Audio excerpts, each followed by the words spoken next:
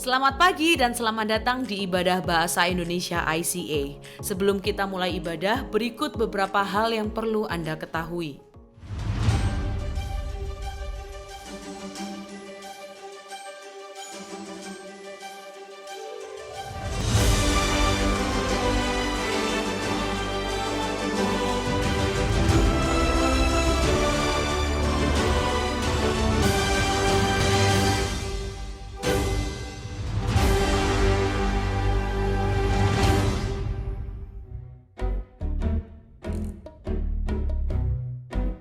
What on earth?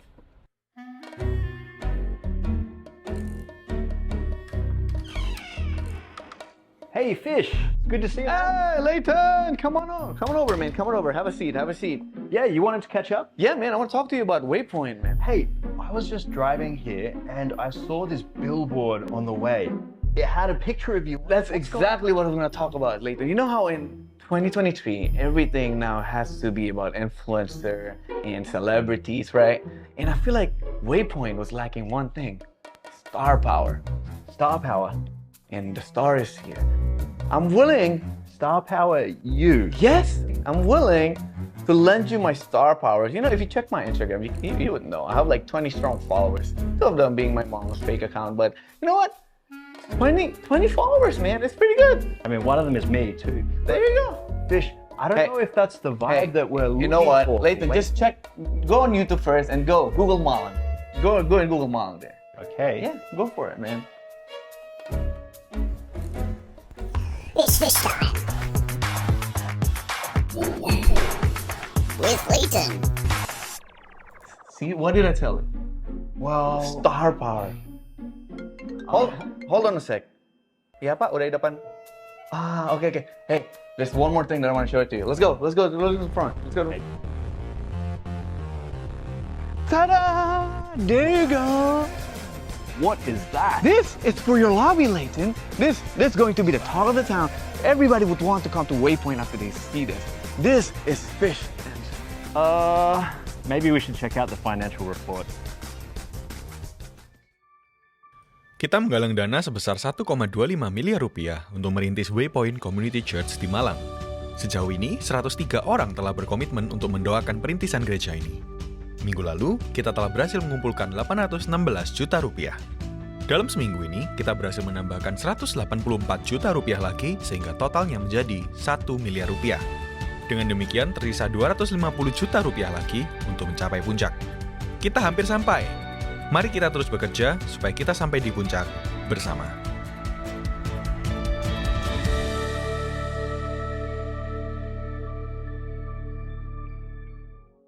Natal segera tiba. Perayaan Natal ICA bertemakan The Gift akan diselenggarakan pada 10 Desember di ICA East, di ICA West, dan juga online. Acara ini akan disampaikan dalam bahasa Inggris pada jam 9 dan jam 11 pagi pada hari tersebut. Kegiatan sekolah minggu hanya akan dilakukan untuk ibadah jam 9 pagi saja. Mari mengundang semua teman dan keluarga untuk bersama merayakan Natal dengan cara yang baru dan fantastis di ICA. Tahukah Anda bahwa catatan khotbah ICA dapat ditemukan setiap minggunya di aplikasi Alkitab YouVersion? Setelah mengunduh aplikasi YouVersion, cukup klik Events, ketik lokasi ICA Anda di hari itu, yaitu ICA West atau ICA East, untuk menemukan catatan khotbah dan semua ayat Alkitab untuk khotbah hari Minggu tersebut. Selamat mencoba! Untuk informasi lebih lanjut tentang kegiatan di gereja ICA, tautan penting, pengumuman yang mungkin terlewatkan, serta form pendaftaran, silakan mengunduh aplikasi Church Center, satu aplikasi untuk semua informasi tentang ICA Surabaya. Memberikan persembahan menjadi semakin mudah. Silakan scan QR Code di layar dengan menggunakan aplikasi bank Anda atau kunjungi icaspy.com/giving untuk informasi lebih lanjut.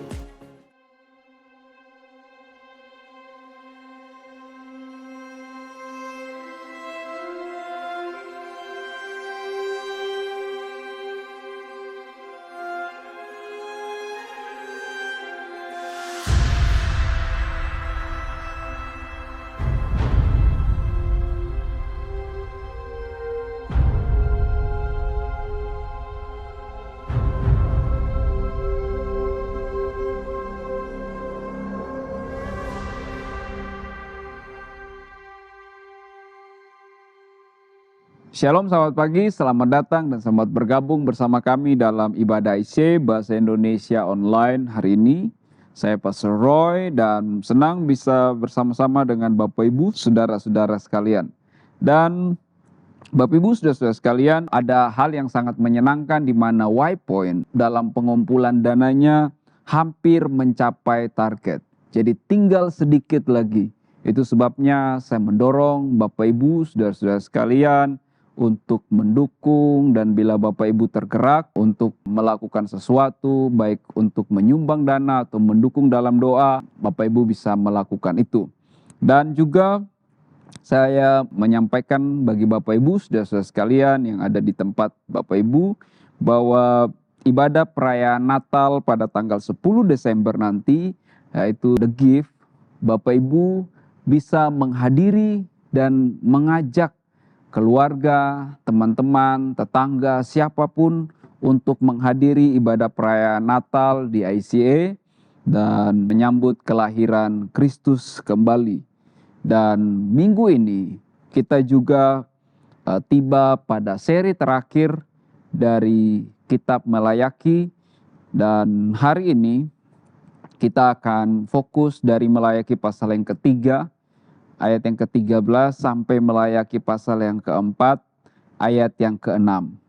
Namun sebelum kita membaca dan mendengarkan firman dan khotbah hari ini, mari kita akan berdoa terlebih dahulu. Kami bersyukur ya Tuhan, Engkau hadir saat ini bersama-sama dengan kami, dan Tuhan berbicara bagi kami melalui firman yang kami baca dan kami dengar.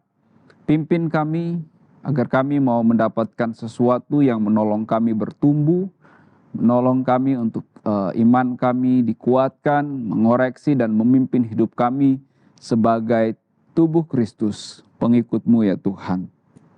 Berbicara bagi kami, karena kami siap untuk mendengarkan kebenaran firman-Mu. Dalam nama-Mu Yesus kami berdoa. Amin. Baik. Bapak Ibu, saudara-saudara sekalian, saya akan memulai dengan sebuah game singkat. Jadi saya akan meminta Bapak Ibu, saudara-saudara sekalian untuk memilih beberapa kata ini dengan cepat dan spontan. Saya akan membacakan kata-kata ini dan Bapak Ibu bisa memilihnya tidak perlu diucapkan tapi dalam hati atau dalam pikiran kita saja. Baik, yang pertama, bertumbuh mujizat. Yang kedua, disiplin atau kebebasan. Yang ketiga, memikul salib atau kenyamanan. Yang keempat, menginjili atau berkat. Saya tidak tahu apa yang Bapak Ibu saudara-saudara sekalian pilih, tetapi saya yakin lebih banyak yang akan memilih yang terakhir, yaitu mujizat, kebebasan, kenyamanan, berkat. Karena ketika kita mendengar kata-kata itu seperti rasa lapar kita memuncak. Apalagi mendengar kata berkat, itu lalu membuat beban yang tadinya berat menjadi ringan, awan yang tadinya gelap menjadi terang. Tetapi ketika kita mendengar kata yang di depan, bertumbuh, disiplin, pikul salib, menginjili, itu seperti kurang enak dan kurang nyaman untuk didengarkan. Kenapa? Karena kata-kata itu mengandung atau identik dengan perintah, larangan, jangan ini, jangan itu, harus begini, harus begitu. Dan itu seperti tidak cocok banget dengan kehidupan atau jiwa orang-orang pada masa kini yang lebih suka senang, tidak suka disuruh, lebih senang bebas, ingin lebih longgar, santai dan tidak suka sesuatu yang kaku atau sifatnya perintah. Itu sebabnya gak cocok dan saya menduga tidak sedikit yang memilih bagian yang menyenangkan. Tetapi tahukah kita bagian yang saya sebutkan di depan itu bertumbuh, disiplin, pikul salib atau menginjil, itu adalah bagian kehidupan dari umat Allah, gereja Tuhan. Seorang murid Kristus yang benar-benar murid, bukanlah Kristen imitasi, Kristen yang asal-asalan, Kristen yang tidak berkualitas atau yang tidak original. Orang Kristen yang tidak original atau imitasi atau palsu itu adalah orang Kristen yang kalau beribadah, berdoa, berpuasa, memberi persembahan, memberi perpuluhan, itu selalu mengharapkan berkat lebih banyak untuk datang. Bukan sebagai rasa syukur atas penyertaan, pemeliharaan, dan pertolongan Tuhan, tetapi untuk mendapat lagi lebih dan lebih. Saudara, orang Kristen imitasi punya konsep kalau hidup bersama Tuhan itu adalah hidup yang nyaman, tanpa usaha, tanpa kerja keras, berkat-berkat selalu jatuh seperti hujan yang deras, mujizat selalu terjadi hari demi hari. Kristen palsu itu seperti anak yang manja, sedikit-sedikit merasa lelah, capek, sedikit-sedikit minta, sedikit-sedikit merasa dibully, trauma, butuh healing. Baru kerja 1 bulan di perusahaan, lalu sudah butuh healing untuk 6 bulan. Saudara-saudara sekalian, orang Kristen imitasi itu adalah orang Kristen yang kalau mendengar khotbah tentang kekudusan, tentang dosa, murka Allah, pengadilan terakhir di hadapan Allah, itu seperti otak dan hatinya mager dan menjadi malas untuk mendengar khotbah-khotbah seperti itu. Kristen palsu adalah orang Kristen yang percaya kepada Tuhan, tetapi tidak mempercayakan seluruh hidupnya. Dia hanya mempercayakan sebagian, tetapi ada ruang-ruang tertentu yang itu menjadi ruang privasi, seolah-olah hanya saya yang boleh atur. Tuhan, aku percayakan yang ini dan itu, tetapi bagian itu tidak. Orang Kristen palsu adalah orang Kristen yang meninggalkan gereja dan imannya kalau dia mendapati Allah yang dia sembah tidak sama dengan Allah yang dia pikirkan menurut imajinasinya, menurut keinginannya, menurut harapannya. Itulah yang digambarkan dalam kitab Malayaki tentang umat Tuhan, bukan? Itu juga yang terjadi terhadap orang-orang Yahudi akan pemahaman mereka tentang Mesias, sampai akhirnya mereka menolak Yesus.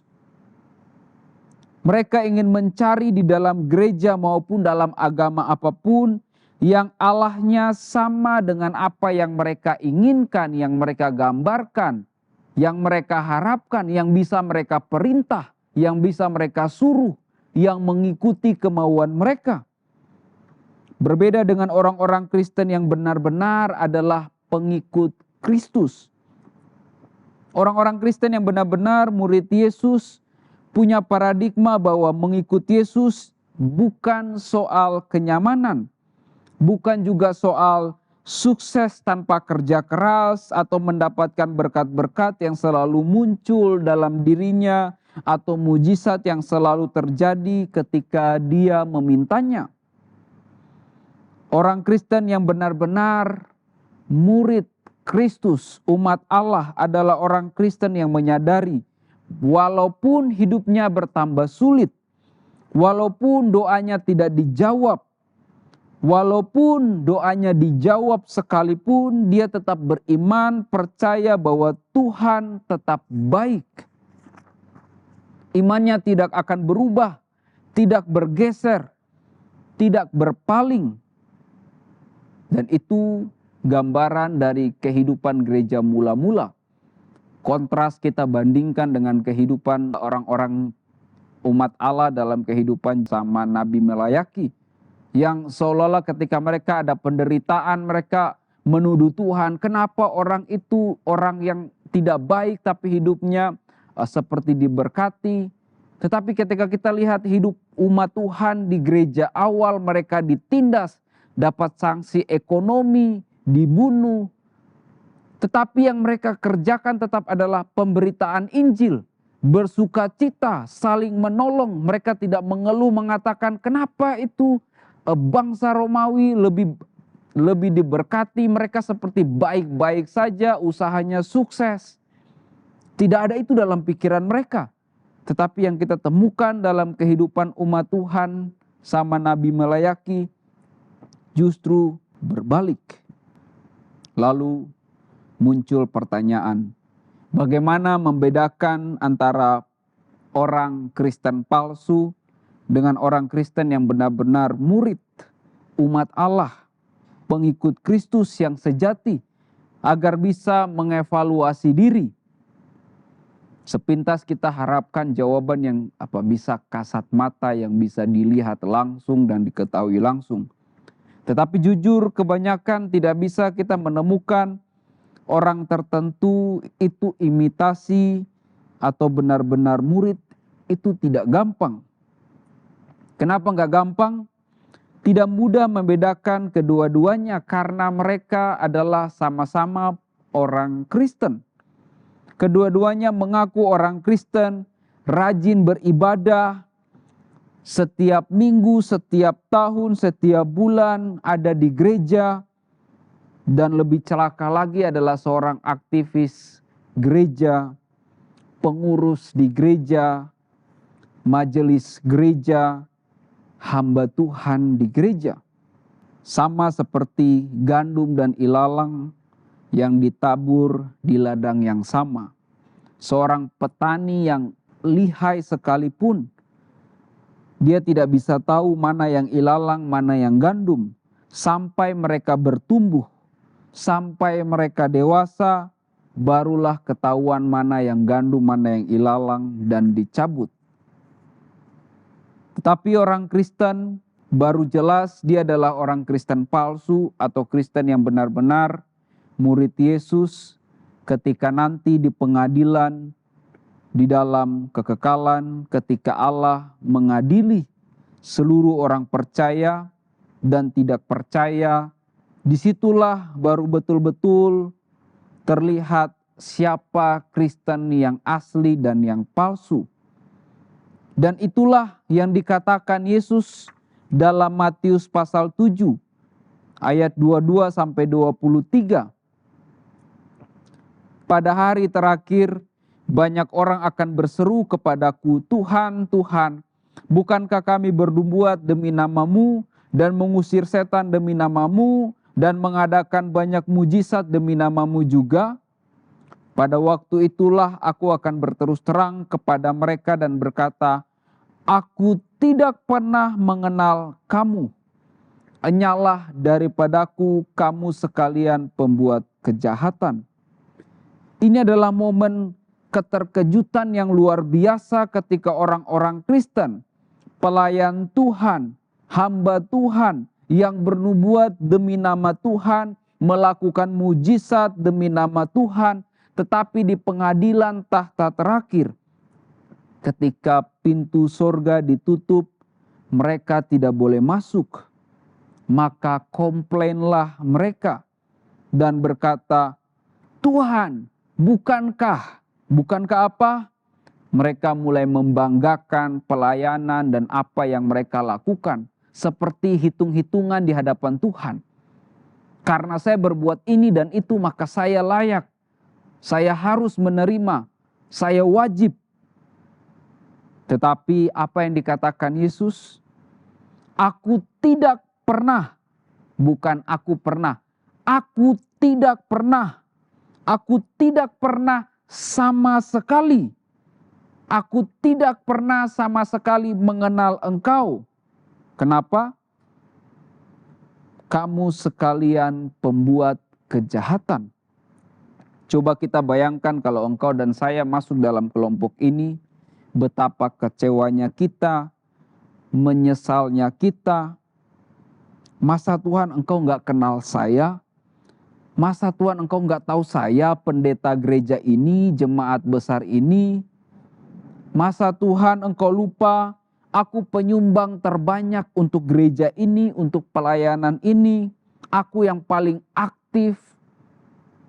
Masa Tuhan lupa aku yang rajin kasih perpuluhan, kasih persembahan. Aku yang rajin berdoa, berpuasa. Masa engkau lupa aku yang sering pimpin KKR dan sebagainya?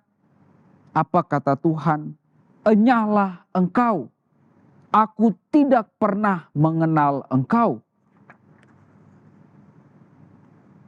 Kenapa dia tidak pernah mengenal kita? Karena dia kenal kita Kristen seperti apa. Kristen palsukah atau Kristen sejati? Kalau kita tiba di sana, penyesalan itu sudah terlambat. Kita tidak mau itu terjadi, bukan? Saat itu terjadi, biarpun kita menjerit seperti apapun, tidak ada kesempatan kedua. Tetapi untung kita belum berada di sana. Kita diberi kesempatan oleh Tuhan. Kita harus pergunakan baik-baik, dengarkan firman Tuhan. Mungkin ini adalah khotbah yang tidak ingin kita dengar. Tetapi yang engkau butuhkan sebelum pengadilan Sang Maha Kuasa tiba. Dengarkan baik-baik. Karena ini akan mempengaruhi bukan cuma masa depan kita di dunia ini, tetapi juga masa depan engkau dan saya dalam kekekalan nanti. Satu waktu yang tidak pernah berujung dan tidak pernah berakhir. Apa pesan pentingnya? Jadilah orang Kristen yang benar-benar murid Yesus. Jadilah orang Kristen yang benar-benar menjadi umat Allah, bagian dalam tubuh Kristus. Lalu kita bertanya, bagaimana? Bagaimana saya bisa tahu saya benar-benar orang Kristen yang menjadi murid Kristus yang sejati dan bukan palsu? Saya akan memberikan tanda-tanda bahwa seorang itu benar-benar murid Yesus, umat Allah yang sejati melalui firman yang datang pada Nabi melayaki. Apa pesan sang utusan itu bagi umat Allah pada zamannya dan juga bagi engkau dan saya yang hidup di zaman ini? Pesan yang pertama adalah hidup dalam firman. Orang Kristen itu hidup dalam firman Tuhan. Melayaki pasal 3 ayat 18 saya akan bacakan. Maka kamu akan melihat kembali perbedaan antara orang benar dan orang fasik, antara orang yang beribadah kepada Allah dan orang yang tidak beribadah kepadanya. Pasal 4 ayat 4, ingatlah kepada Taurat yang telah kuperintahkan kepada Musa hambaku di gunung Horeb untuk disampaikan kepada seluruh Israel, yakni ketetapan-ketetapan dan hukum-hukum. 4 ayat yang kelima, sesungguhnya aku akan mengutus Nabi Elia kepadamu menjelang datangnya hari Tuhan yang besar dan dahsyat itu. Yohanes 8 ayat 30-32. Setelah Yesus mengatakan semuanya itu, banyak orang percaya kepadanya. Maka katanya kepada orang-orang Yahudi yang percaya kepadanya, jika kamu tetap dalam firman-Ku, kamu benar-benar adalah murid-Ku, dan kamu akan mengetahui kebenaran, dan kebenaran itu akan memerdekakan kamu. Menjadi orang yang percaya kepada Tuhan, Allah, Kristus, Roh Kudus, itu baik. Tetapi tidak cukup. Karena belum tentu kita menjadi orang percaya yang sungguh-sungguh. Itulah yang juga tercermin dalam kehidupan umat Allah di zaman melayaki. Dan kalau kita lihat juga dalam konteks Yohanes pasal yang ke-8, Di situ Tuhan sedang mengajar orang banyak. Orang-orang Yahudi itu yang banyak menjadi percaya. Mereka percaya kepada Yesus, tetapi Yesus tidak percaya kepada mereka. Karena dia tahu sebentar lagi ketika dia melanjutkan pengajarannya, orang-orang itu akan membantah dia, tidak senang dengan apa yang dia ajarkan atau dia katakan, lalu mereka menentang dia. Dan pada akhirnya dikatakan mereka hendak membunuh dia.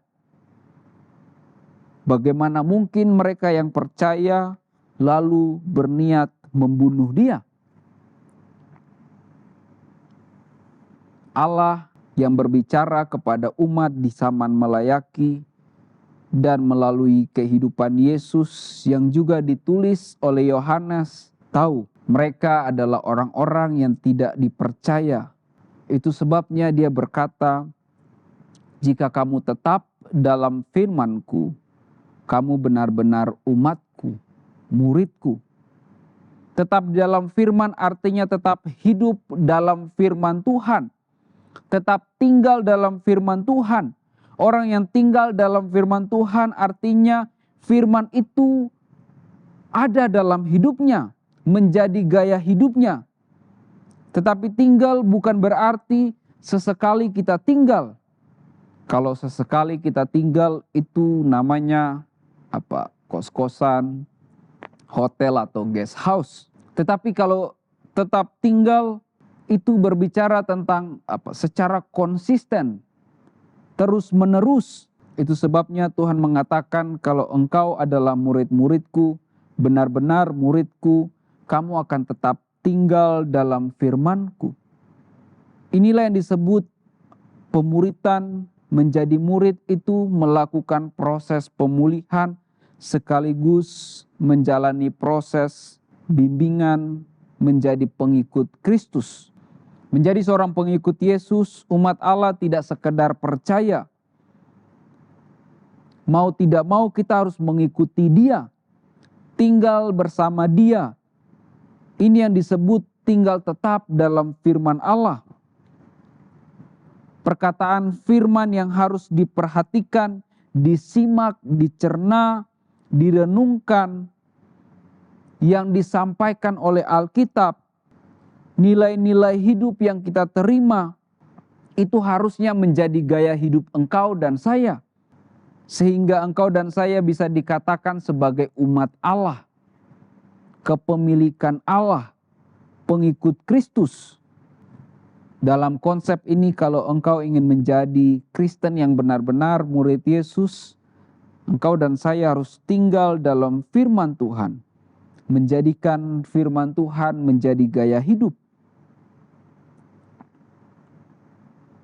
Tidak cukup menjadi orang Kristen yang hanya baca Alkitab 5 menit satu hari.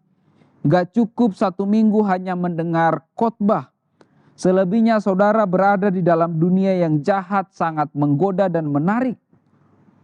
Selebihnya paradigma dunia ini, signalnya itu begitu kuat untuk masuk ke otak kita.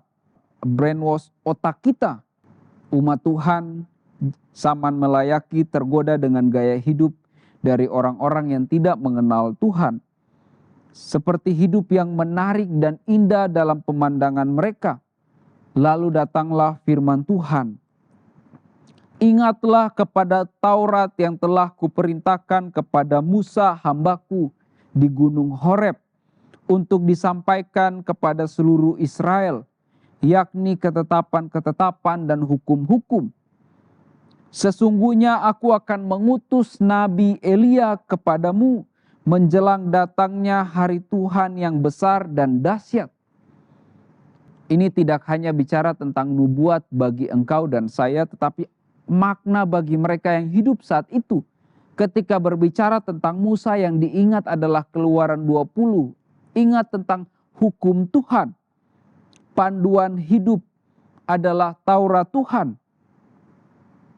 Lalu ketika berbicara tentang Elia, kita ingat peristiwa yang terjadi dalam 1 Raja-Raja 19 ayat 14 dan juga 18.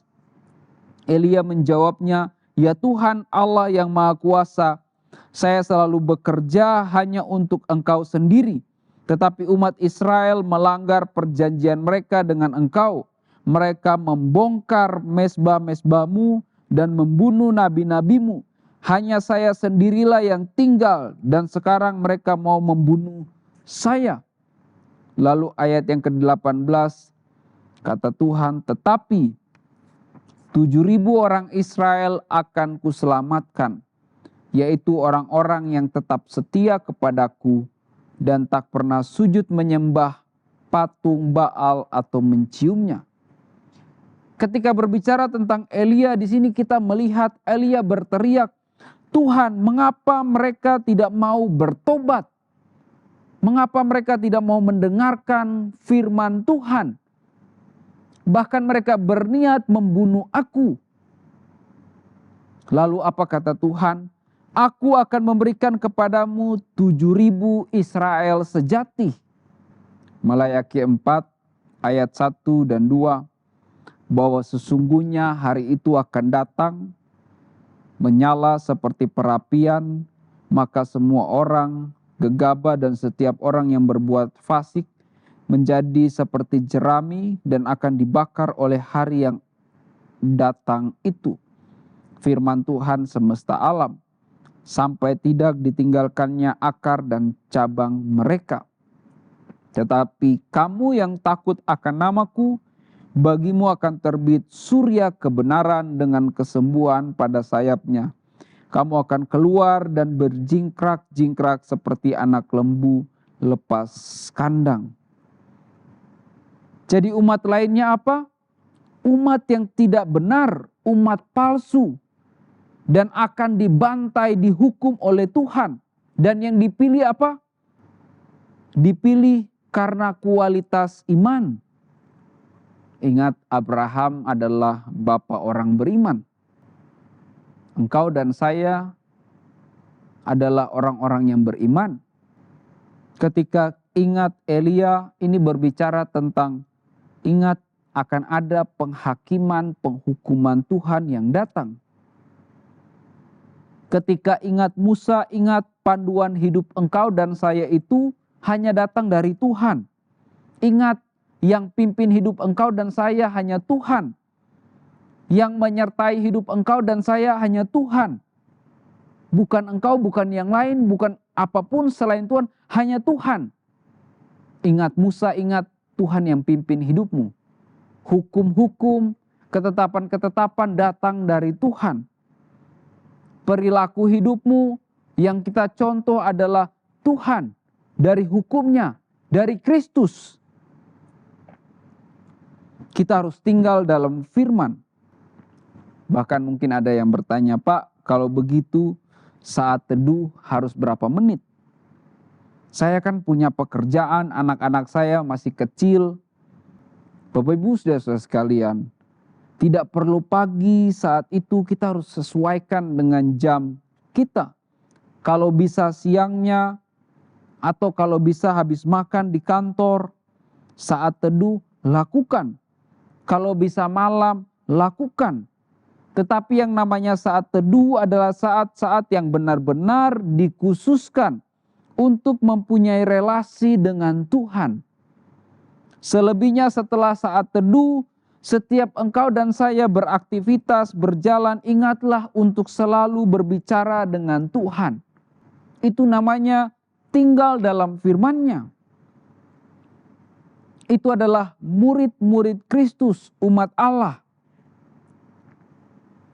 Tidak banyak sekali orang Kristen yang menghargai firman Allah, yaitu Alkitab. Setiap saya bergumul membaca firman yang ada di meja, kadang ada momen di mana saya meneteskan air mata.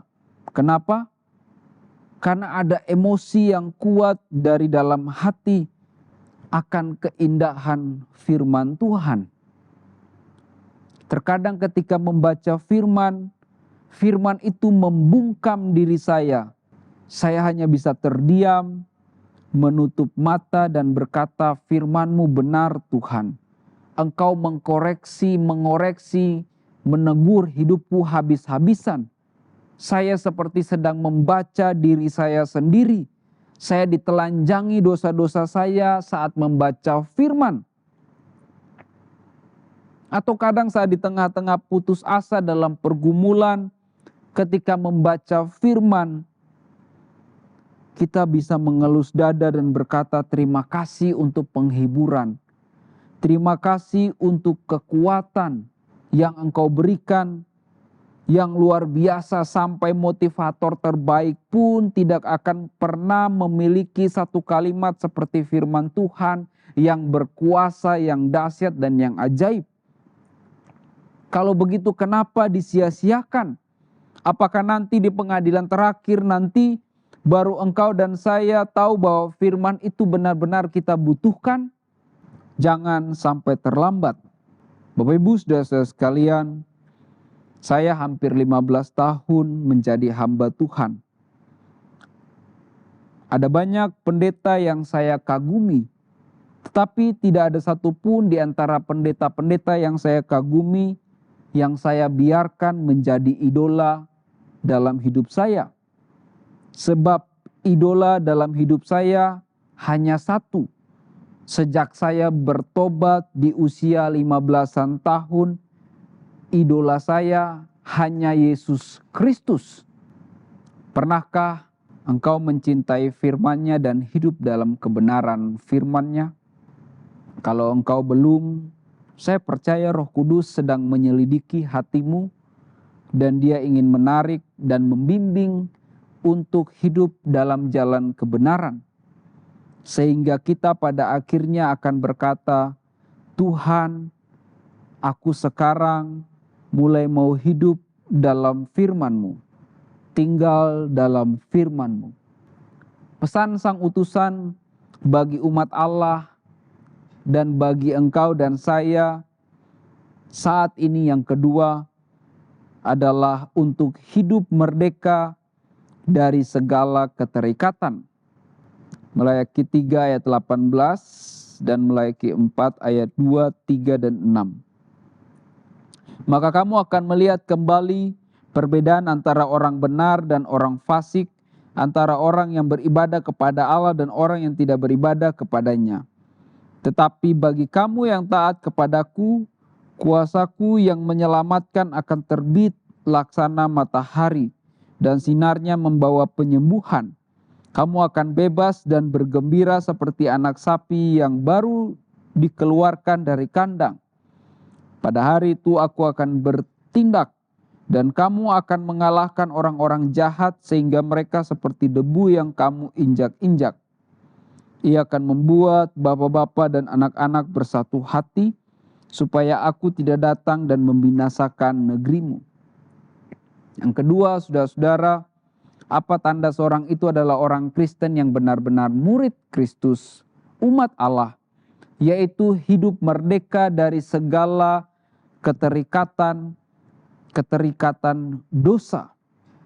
Kalau kita baca dalam kitab Melayaki, kita akan menemukan berbagai macam ketertarikan umat Tuhan untuk mengikuti gaya hidup orang-orang berdosa. Bahkan mereka sampai berkata dalam Melayaki 3 ayat 14, percuma kami berbakti kepada Allah. Apa gunanya melakukan kewajiban kita kepada Tuhan yang Maha Kuasa, atau menunjukkan kepadanya bahwa kita menyesali kesalahan kita? Mereka katakan percuma. Percuma beribadah, percuma bertobat, percuma menyesali.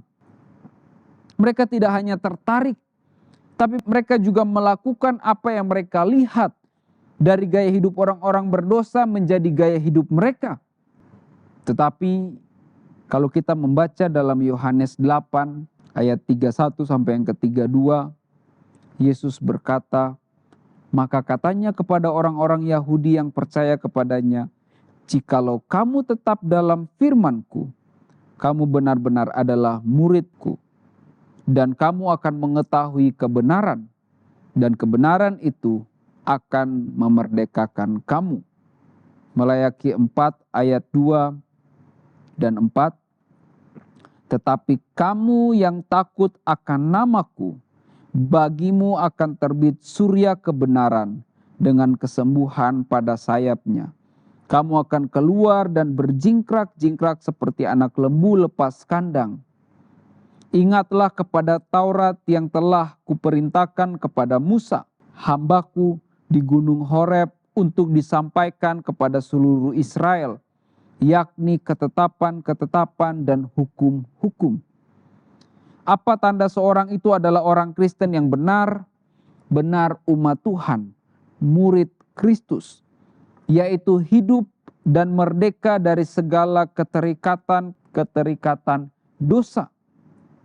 Yesus berkata, dan kamu yang mau tinggal di dalam firman-Ku akan mengetahui kebenaran. Dari mana kebenaran itu berasal? Dari firman yang kita baca, yang kita dengar.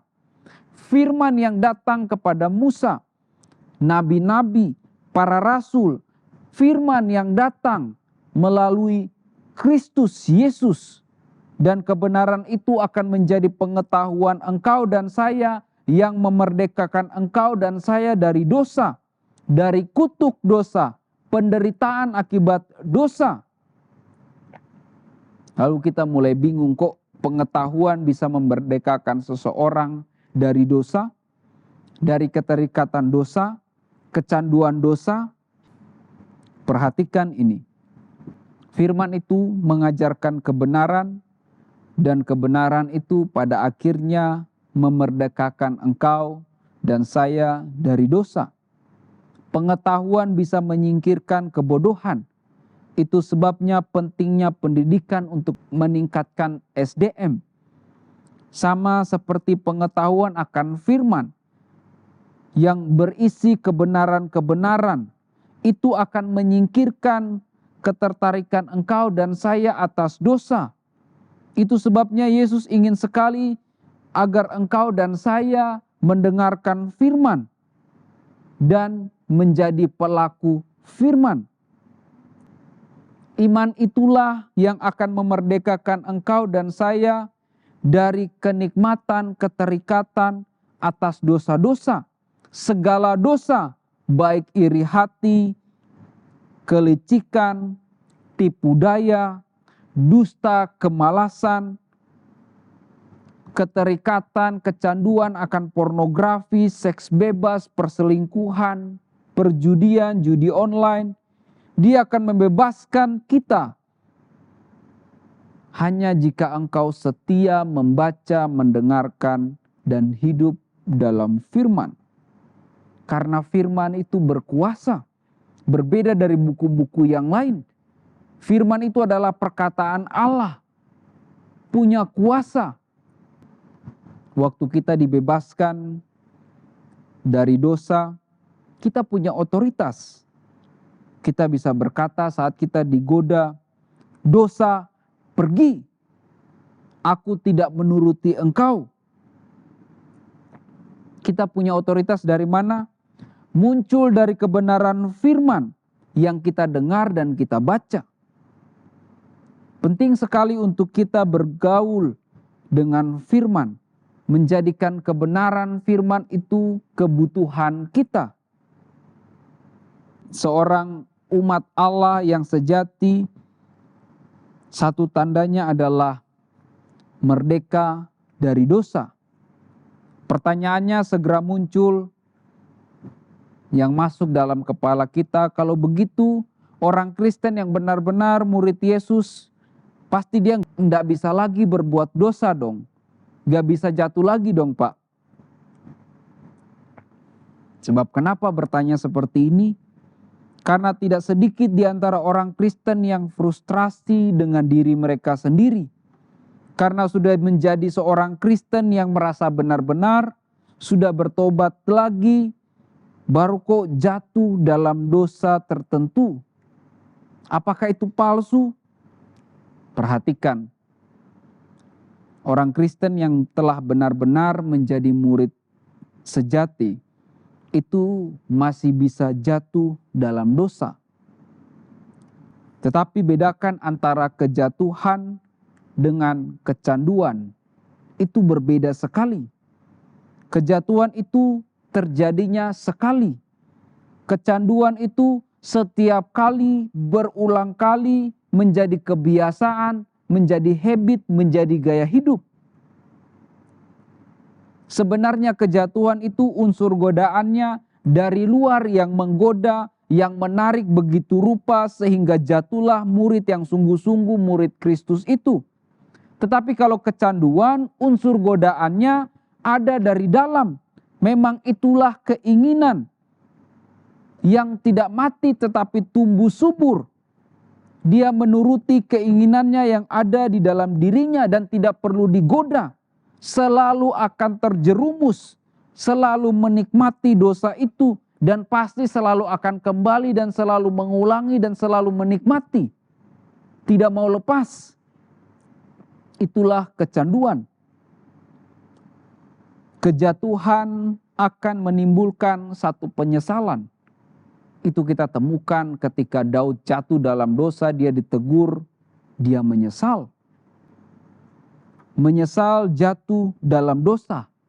Datang kepada Tuhan dengan ratapan, ya Tuhan, ampuni aku menyesal. Tetapi kejatuhan, kecanduan itu begitu jatuh, dia menikmati lagi, mencari kenikmatan lagi yang lebih tinggi. Itu dua hal yang berbeda, kejatuhan dan kecanduan.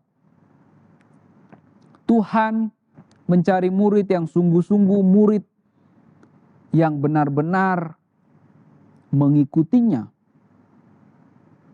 Jatuh masih bisa, tetapi penyesalan dan pembaruan dari Allah akan membuat gaya hidupnya berubah, motivasi hidupnya berubah, tujuan hidupnya berubah. Mari kita periksa diri kita, apakah kita orang Kristen yang telah dimerdekakan oleh kebenaran Kristus. Kalau ada yang belum, maukah engkau terbuka akan pekerjaan Roh Kudus dalam hidupmu? Lalu berkata, Tuhan, perbaharui aku. Aku lemah, tidak berdaya, tetapi aku tahu Roh Kudus yang kuat, Engkau akan menolongku. Agar engkau dan saya menjadi orang Kristen yang sungguh-sungguh pengikut Kristus, umat Allah yang hidup dalam firman Tuhan dan dimerdekakan oleh firman Allah. Baik, saat ini kita akan masuk dalam perjamuan kudus. Mari kita siapkan hati kita, anggur dan roti di tangan kita. Kita akan masuk dalam perjamuan kudus. Mari angkat roti dan anggur di tangan kita, mengucap syukur, dan demikian firman Tuhan. Sebab apa yang telah kuteruskan kepadamu, telah aku terima dari Tuhan, yaitu bahwa Tuhan Yesus pada malam waktu ia diserahkan mengambil roti. Dan sesudah itu ia mengucap syukur atasnya. Ia memecah-mecahkannya dan berkata, inilah tubuhku yang diserahkan bagi kamu. Perbuatlah ini menjadi peringatan akan aku. Mari kita angkat roti di tangan kanan kita, mengucap syukur. Ini adalah tubuh Kristus yang dipecah-pecahkan bagi engkau dan saya. Dan mari kita makan bersama-sama dalam nama Yesus.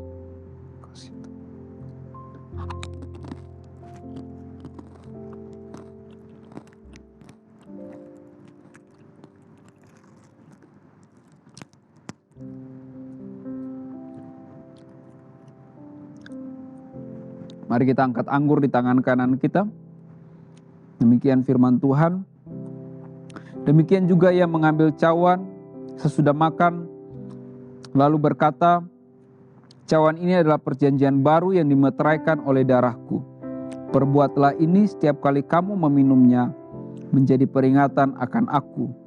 Sebab setiap kali kamu makan roti ini dan minum cawan ini, kamu memberitakan kematian Tuhan sampai ia datang. Jadi barang siapa dengan cara yang tidak layak makan roti atau minum cawan Tuhan, ia berdosa terhadap tubuh dan darah Tuhan. Mari angkat anggur di tangan kanan kita, bersyukur atasnya. Ini adalah pengorbanan Kristus, darahnya yang dicurahkan bagi engkau dan saya. Mari kita minum bersama-sama dalam nama Yesus.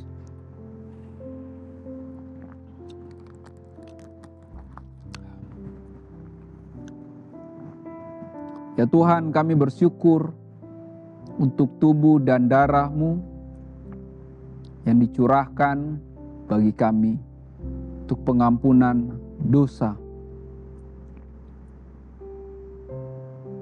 Ya Tuhan, melalui firman-Mu, kami juga diingatkan sebagai pengikut Kristus, sebagai umat Allah, kepunyaan Allah. Kami mau hidup dalam firman. Kami mau menjadikan firman itu kebutuhan kami, gaya hidup kami, panduan hidup kami, pimpinan bagi kami, yang mengoreksi, yang memperkaya pengetahuan iman, yang membuat kami bertumbuh dewasa, petunjuk kami dalam membuat keputusan. Dan kami adalah murid-murid Kristus yang melalui firman, melalui Engkau Kristus, melalui Roh Kudus, kami dimerdekakan, dibebaskan dari dosa. Pimpin kami ya Tuhan, dan tolong kami. Bapak Ibu, saudara-saudara sekalian, mari angkat tangan kita di hadapan Tuhan. Tuhan memberkati engkau dan melindungi engkau. Tuhan menyinari engkau dengan wajah-Nya dan memberi engkau kasih karunia. Tuhan menghadapkan wajah-Nya kepadamu dan memberi engkau damai sejahtera. Dalam nama Yesus kami berdoa dan bersyukur. Amin. Selamat hari Minggu, Tuhan Yesus memberkati, dan sampai jumpa di ibadah selanjutnya. Tuhan Yesus memberkati.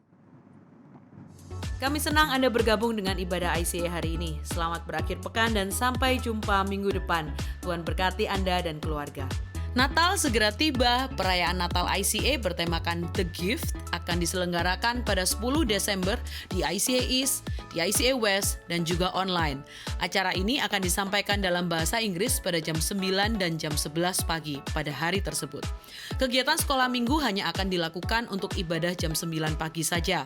Mari mengundang semua teman dan keluarga untuk bersama merayakan Natal dengan cara yang baru dan fantastis di ICA. Memberikan persembahan menjadi semakin mudah. Silakan scan QR Code di layar dengan menggunakan aplikasi bank Anda atau kunjungi icasby.com/giving untuk informasi lebih lanjut.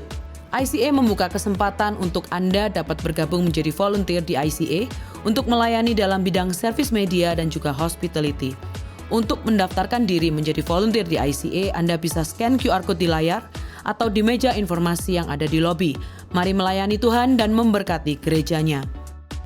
Kelompok kecil adalah cara terbaik untuk terhubung dan bertemu dengan lebih banyak teman di ICA.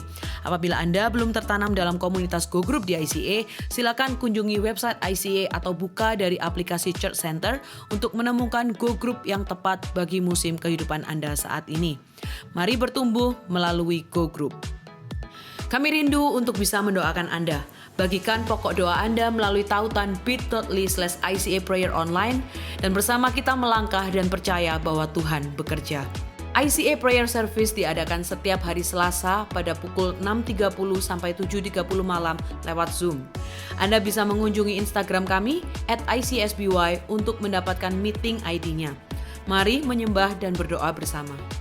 Tahukah Anda bahwa catatan khotbah ICA dapat ditemukan setiap minggunya di aplikasi Alkitab YouVersion? Setelah mengunduh aplikasi YouVersion, cukup klik Events, ketik lokasi ICA Anda di hari itu, yaitu ICA West atau ICA East, untuk menemukan catatan khotbah dan semua ayat Alkitab untuk khotbah hari Minggu tersebut. Selamat mencoba! Untuk informasi lebih lanjut tentang kegiatan di gereja ICA, tautan penting, pengumuman yang mungkin terlewatkan, serta form pendaftaran, silakan mengunduh aplikasi Church Center, satu aplikasi untuk semua informasi tentang ICA Surabaya. ICA mengadakan ibadah setiap minggu di gereja dan juga online di YouTube channel ICA Surabaya. Jadwal ibadah di cabang West dan ibadah online adalah jam 8 pagi untuk ibadah bahasa Indonesia dan jam 10 pagi untuk ibadah bahasa Inggris.